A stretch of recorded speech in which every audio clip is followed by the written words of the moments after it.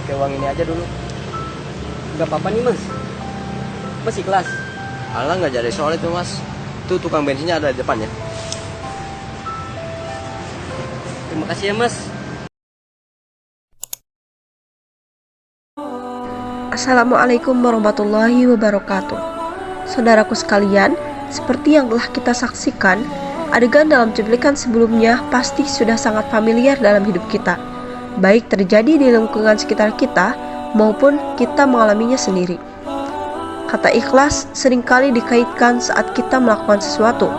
Kata ini sering sekali diungkapkan untuk mendeskripsikan ketulusan seseorang dalam melakukan sesuatu. Namun sebenarnya apa itu ikhlas? Istilah ikhlas dalam bentuk asli ikhlas tidak ditemukan di dalam Al-Quran.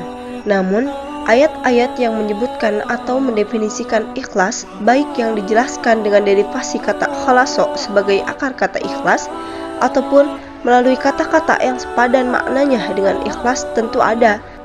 Seperti yang disebutkan dalam Quran surat An-Nisa ayat 125.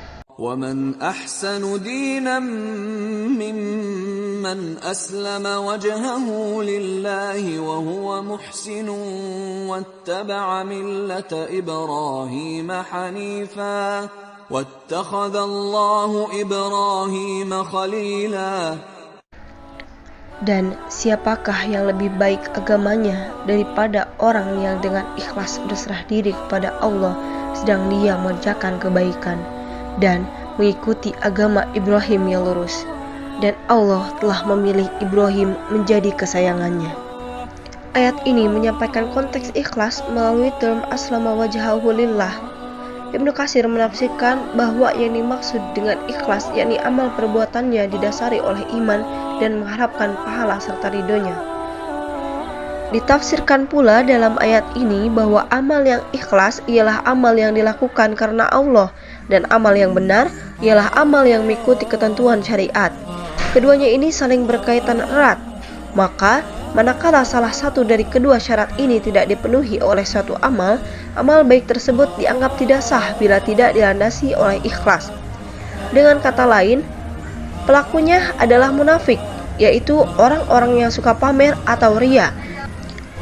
Dengan demikian, orang yang ikhlas ialah orang yang tidak pernah mengungkapkan prestasinya di masa lampau. Bila hal itu terjadi, itu pertanda cacatnya sebuah keikhlasan.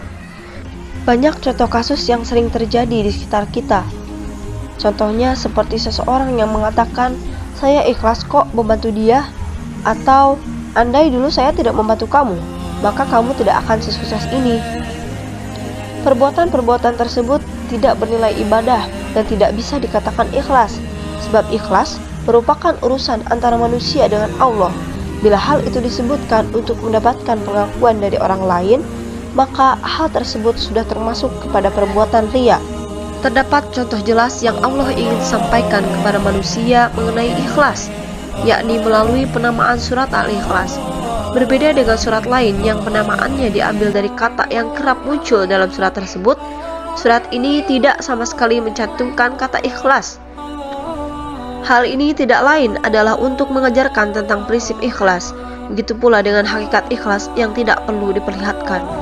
Dapat disimpulkan bahwa kita harus memurnikan segala niat perbuatan kita semata-mata untuk ibadah kepada Allah Subhanahu wa Ta'ala. Selain itu, suatu pekerjaan yang baik haruslah kita niatkan karena Allah Subhanahu wa Ta'ala. Hal ini karena segala sesuatu tergantung pada niat. Jika suatu perbuatan diniatkan sebagai ibadah, maka Allah Subhanahu wa Ta'ala akan mencatatnya sebagai ibadah. Sekian dari saya, semoga bermanfaat. Jika ada salah-salah kata, saya mohon maaf. Wallahu a'lam bishawab. Billahi taufiq wal hidayah. Wassalamualaikum warahmatullahi wabarakatuh.